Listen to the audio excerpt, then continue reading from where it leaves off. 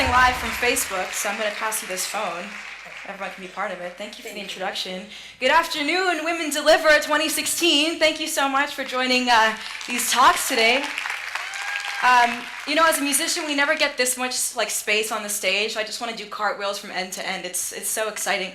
I was in my second year of grad school last year, and I had been training for the London Marathon for a year. And it was April, and I got to London. I was super nervous, jet-lagged. I had finals the next week. And I knew that I was going to get my period at some moment, but I didn't think it would be right when I was at the start line. So like many of us who have been caught unexpected on our cycles, I started evaluating my options. A pad, okay, terrible idea for this situation because they say chafing is a real issue when you're running 26 miles. A tampon, same issue with the chafing, and also it was my first day and I didn't want to have to carry a second tampon running the entire 26 miles in my hand, no. And there's no privacy along the sides of a marathon course to actually take care of yourself. So none of these options were good. So to me, it made the most sense to just take some Midol, bleed freely, and just run. Now, I didn't think this would be that big of a deal. But the more I ran, I realized it was a big deal.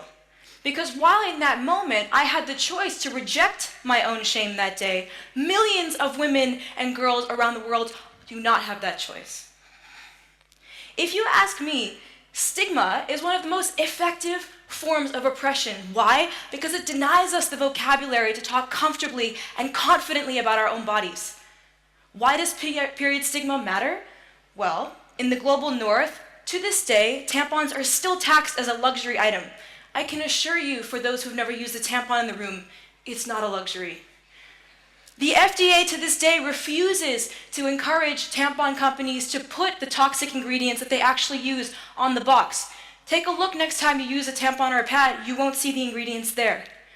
Most governments are more than happy to subsidize toilet paper as a public health necessity, but it's not the same for tampons and pads.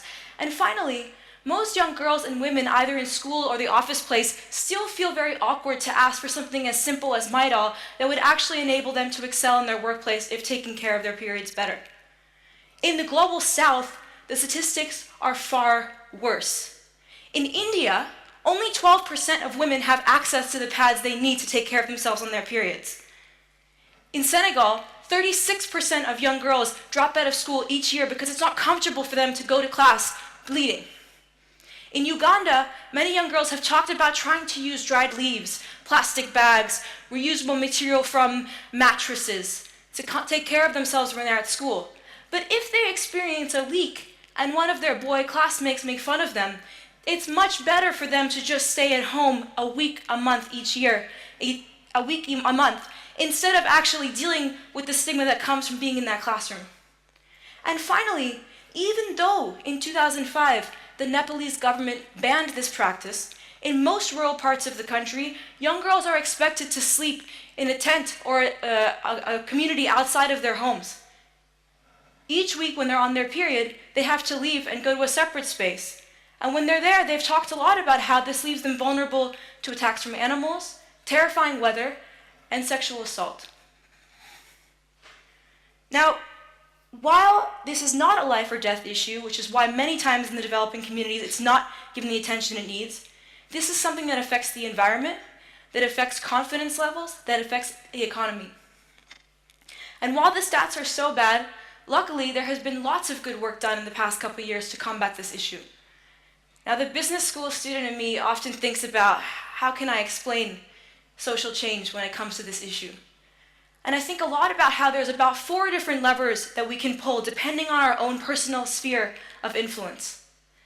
The first is radical activism. Shake shit up. Sometimes when people don't want to pay attention to an issue, you have to do something that makes them do so.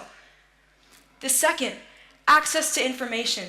This can come from the arts because it's not so threatening. This can come from a doctor.